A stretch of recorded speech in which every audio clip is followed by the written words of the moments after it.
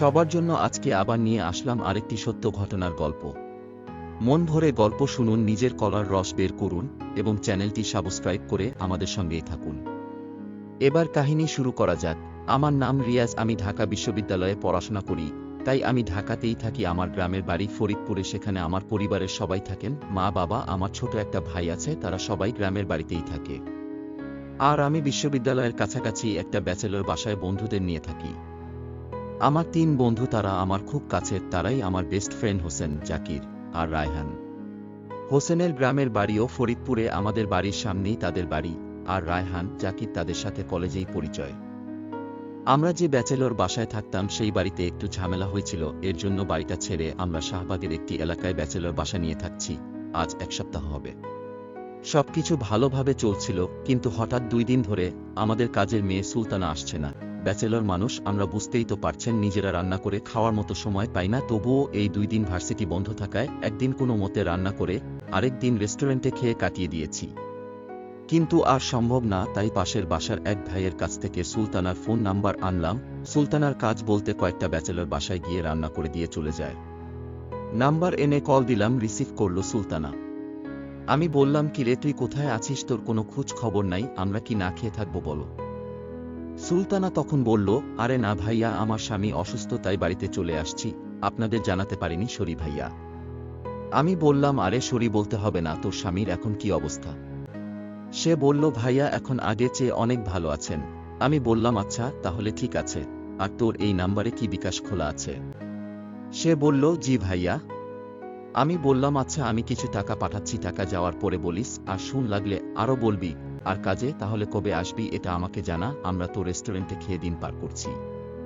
সুলতানা বলল, ভাইয়া আমি ২-৩ দিনের মধ্যেই চলে আসব, প্লিজ আপনি কিছু মনে করবেন না ভাইয়া।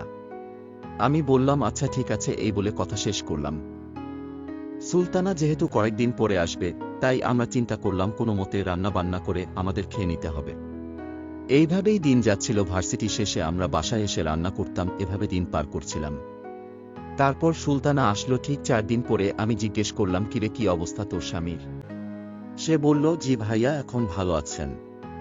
যাই হোক, এই কয়েকদিন আমরা অনেক কষ্ট করে খাওয়া দাওয়া করলাম, এখন তুই চলে আসায় আর কোনো চিন্তা নাই, রান্না করে খাওয়াস, ঠিক আছে? তখন সে বলল, ঠিক আছে ভাইয়া, আমি এখনই রান্না শুরু করছি। আর ভাইয়া আপনি আমাকে বিপদের সময় টাকা দিয়ে অনেক সাহায্য করেছেন, তার জন্য অসংখ্য ধন্যবাদ ভাইয়া আপনাকে। আমি বললাম, আরে না, ধন্যবাদের কি আছে। এইসব কথা বলে আমি চলে গেলাম পড়াশোনায়, আর সুলতানা রান্না করল। এইভাবেই আমাদের দিন পার হচ্ছিল, রোজ পড়াশোনা, জিমে যাওয়া, বন্ধুদের সাথে আড্ডা দিয়ে।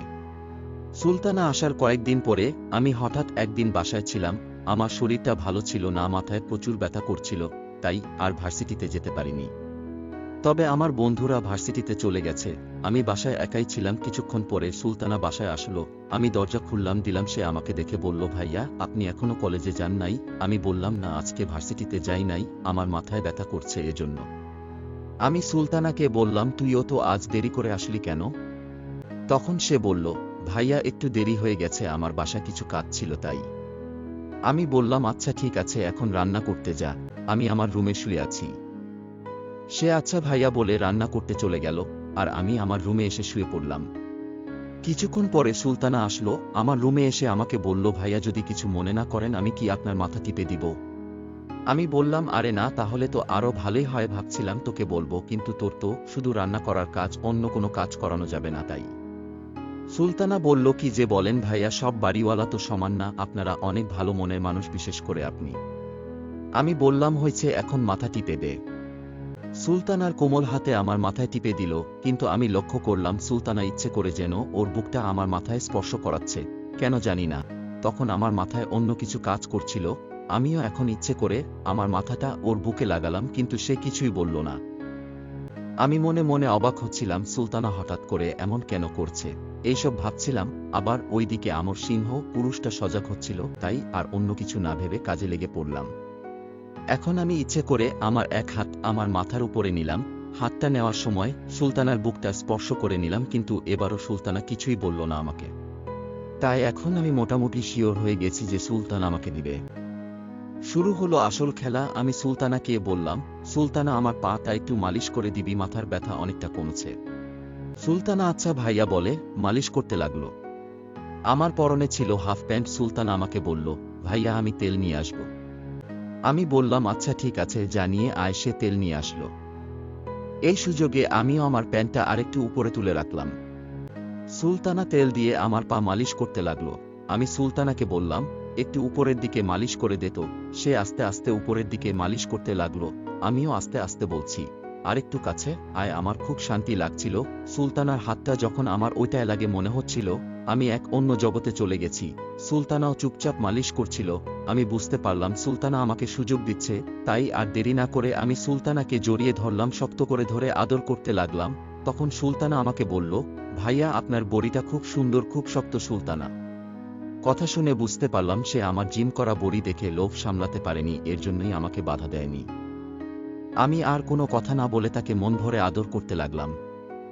সুলতানা মেয়েটা ছিল চিকনি একটা মেয়ে, তবে তার বুকটা দেহের চেয়ে অনেক বড় বড়, সাইজটা মাথা নষ্ট করার মতো। আমি সুলতানের জামাটা খুলে নিলাম, প্যান্টটাও খুলে নিলাম, আর সুলতানা আমার টি শার্ট আর প্যান্টটা খুলে দিল। কোনো প্রোটেকশন ছাড়াই আমি সুলতানাকে করলাম, বিভিন্ন স্টাইলে করলাম। করতে করতে তাকে বললাম, ওই আমার জিনিস কি ভিতরে ফেলবো? সে বলল, ফেলে দেন, আমি পিল খেয়ে নিব। খেয়াল করলাম আমার চেয়ে সুলতানার বেশি উঠে গেছে। সুলতানা আমাকে বলল, ভাইয়া জোরে দেন প্লিজ, ভাইয়া জোরে দেন। আমি আরো জোরে করতে লাগলাম। অনেকক্ষণ অনেক স্টাইলে করলাম। করতে করতে সুলতানার পানি বের করে ফেললাম। তারপর আমারও জিনিস সুলতানার ভিতরে দিয়ে দিলাম। প্রায় 2 ঘন্টা আমরা একসাথে বিছানায় ছিলাম, কারো গায়ে কোনো কাপড় ছিল না। সুলতানা বলল, ভাইয়া আপনি যে শান্তি দিয়েছেন আজ আমাকে, এই শান্তিটা আমার স্বামীও দিতে পারেনি কখনো। আমি বললাম, এখন থেকে তোর স্বামী অপেক্ষা করা লাগবে না, আমি তো আছি, তোকে সবসময় শান্তিতে রাখব। সুলতানা বলল, ভাইয়া আপনি কি কালকে কলেজে যাবেন? আমি বললাম, না কালকেও যাব না, শুধু তোর জন্য থাকব। সে তো মহা খুশি। এই সুযোগে আমি সুলতানাকে জিজ্ঞেস করলাম, সুলতানা আমার বন্ধু হোসেনকে তুই দিবি? তার অনেক টাকা আছে, তোকে টাকাও দিবে। তুই যে সব সময় আমাদের বাসায় রান্না করতে আসিস, তখন হোসেন তোকে ওই নজরে দেখে, বিষয়টা আমি লক্ষ্য করেছি। সে আমার সাথে শেয়ারও করেছে তোর কথা, কিন্তু আমি তখন পাত্তা দেইনি। দেখলাম সুলতানা চিন্তায় মগ্ন। আমাকে বলল, কালকে কথা হবে ভাইয়া। এই কথা বলে সে চলে গেল। আমি বললাম, দেখিস আমার কথায় রাগ করিস না, আমি কিন্তু কালকে তোর জন্য বাসায় থাকব, আমি কলেজে যাব না। সে ঠিক আছে ভাইয়া বলে চলে গেল বাসায়। আমাদের এই গল্পটা যদি আপনার ভালো লেগে থাকে তাহলে অবশ্যই কমেন্টে জানাবেন। দ্বিতীয় পার্ট নিয়ে আসব খুব শীঘ্রই। এর জন্য আপনারা চ্যানেলটি সাবস্ক্রাইব করে বেল আইকনটি ক্লিক করে রাখুন, যাতে নতুন ভিডিও আসার সাথে সাথে আপনার কাছে নোটিফিকেশন পৌঁছে যায়। ধন্যবাদ সবাইকে, ভালো থাকুন।